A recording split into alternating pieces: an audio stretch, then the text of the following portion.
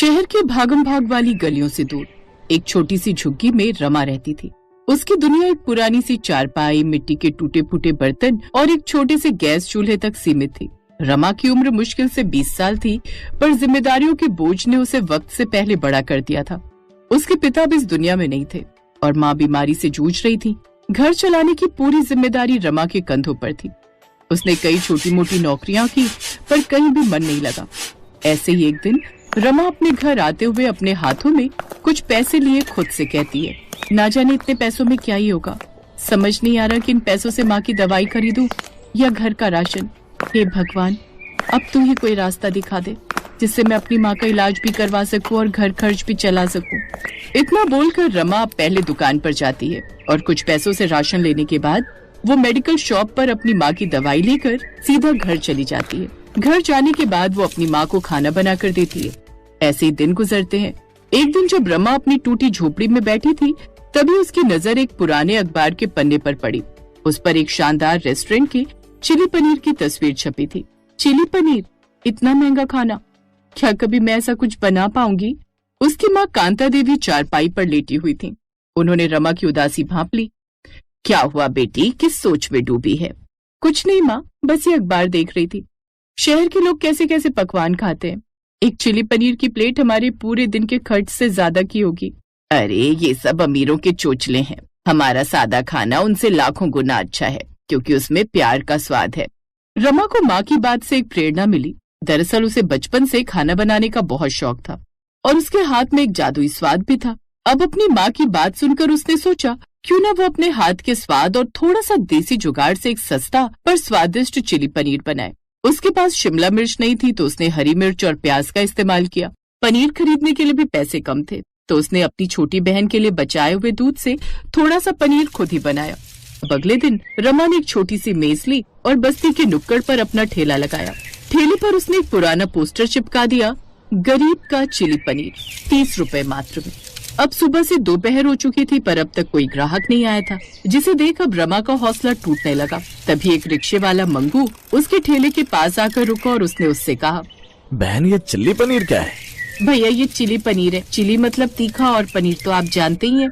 रहने दो बहन, ये तो नाम से ही बड़े लोगों का खाना लग रहा है और ये तो बड़े बड़े होटल का खाना होता है। हमारे लिए तो दाल रोटी काफी है। भैया एक बार चख कर तो देखो, ये गरीब का चिली पनीर है, घर के ताजे मसालों से बना है। पैसे तभी देना जब पसंद आए। मंगू हिचकिचाया, पर रमा की आंखों में विश्वास देखकर मान गया। रमा ने गर्मा गर्म चिली पनीर मंगू को परोसा। अब जैसे ही मंगू ने वो चिली पनीर खाया तो उसकी आंखें चौड़ी हो गई और चेहरा चमक उठा। अरे वाह बहन, ये तो कमाल है। इसमें तो देसी स्वाद और चाइनीज का मजा दोनों है। ये बहुत तीखा और चटपटा है। वैसे ये इतना स्वादिष्ट है, पर इतना सस्ता क्यों? भैया मैं अमीर नहीं हूँ, ये मेरी माँ की दवा का खर्च है। मैं चाहती हूँ कि मेरे जैसे गरीब लोग भी पेट भरकर ये शानदार स्वाद चख सके। आप जैसे लोगों का साथ मिला तो मैं अपनी माँ का इलाज करा पाऊंगी और इतना पैसा कमाऊंगी कि अपने पास हर बेरोजगार को रोजगार दे सकूं।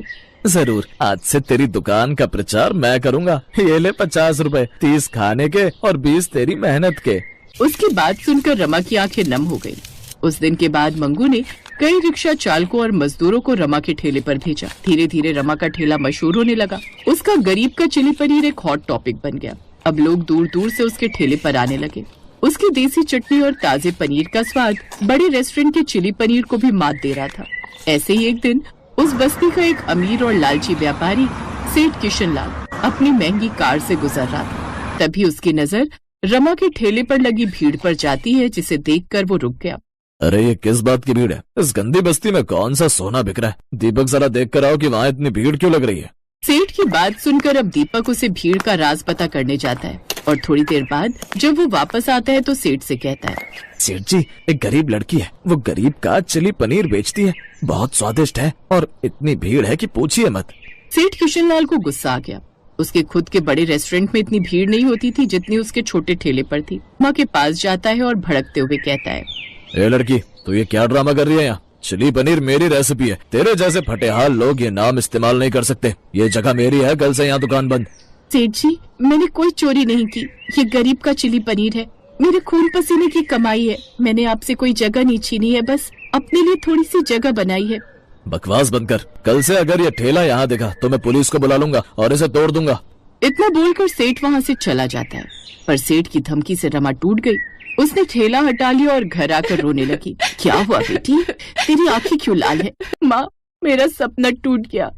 सेठ किशन लाल ने धमकी दी है कि अगर मैंने ठेला लगाया तो वो सब तोड़ देगा। वो कहता है कि चिली पनीर बेचना सिर्फ अमीरों का हक है। जहाँ एक तरफ रमा अपनी माँ से बात कर रही थी तो वहीं दरवाजे पर मंगू आया। बहन, तूने ठेला क्यों हटा लिया? सब तुझे ढूंढ रहे हैं। क्या करूँ भैया, सेठ ने धमकी दी है। हम गरीब हैं पर डरपोक नहीं। इस शहर पर सिर्फ सेठ का हक नहीं है। हमने तेरे हाथों का स्वाद चखा है। हम तुझे अकेले नहीं छोड़ेंगे। कल से हम सब तेरी दुकान के पास खड़े रहेंगे। देखते हैं सेठ में कितनी हिम्मत है। अगले दिन रमा ने हिम्मत की और ठेला फिर से लगाया। इस बार सिर्फ मंगू नहीं बल्कि बस्ती के दर्जनों लोग उसके ठेले के आसपास खड़े थे। वे उसकी ताकत बन गए थे। थोड़ी देर बाद सेठ किशन लाल अपने कुछ गुंडों के साथ वहाँ आया। ये तुम सब क्या नाटक कर रहे हो? मैंने इसे मना किया था। सेठ जी, आप अमीर हो सकते हैं पर आप ईमानदारी और स्वाद नहीं खरीद सकते। इस बहन का चिली पनीर स्वाद में भी अच्छा है और कीमत में भी। आप बड़े होटलों में बेचो, ये गरीबों के लिए बेचती है। हटो सब, मैं उसका ठेला तोड़ दूंगा। सेठ ने ठेले की ओर हाथ बढ़ाया ही था कि एक व्यक्ति ने उसे रोक लिया। वो शहर का एक मशहूर फूड ब्लॉगर था जो रमा के चिली पनीर की कहानी सुनकर वहाँ आया था। सेठ जी रुक जाइए, मैंने इस लड़की के संघर्ष की कहानी और इसके चिली पनीर का स्वाद अपनी लाखों ऑडियंस तक पहुंचा दिया। अगर आज आपने इसे छुआ तो आपकी बदनामी पूरे शहर में हो जाएगी। स्वाद किसी की जागीर नहीं होती। सेठ किशन लाल शर्मिंदा हो गया। इतनी बड़ी भीड़ और मीडिया की नजर के सामने वो कुछ नहीं कर पाया। उसने चुपचाप अपने गुंडों को लिया और वहाँ से चला गया। रमा ने खुशी से सबकी तरफ देखा। आप सबका शुक्रिया, आज आपने मेरी दुकान नहीं मेरा आत्मविश्वास बचाया है। बहन, ये तेरी जीत नहीं हमारी जीत है। अब तू चिंता मत कर, अब हमें रोज अपना स्वादिष्ट चिली पनीर खिलाती रहे।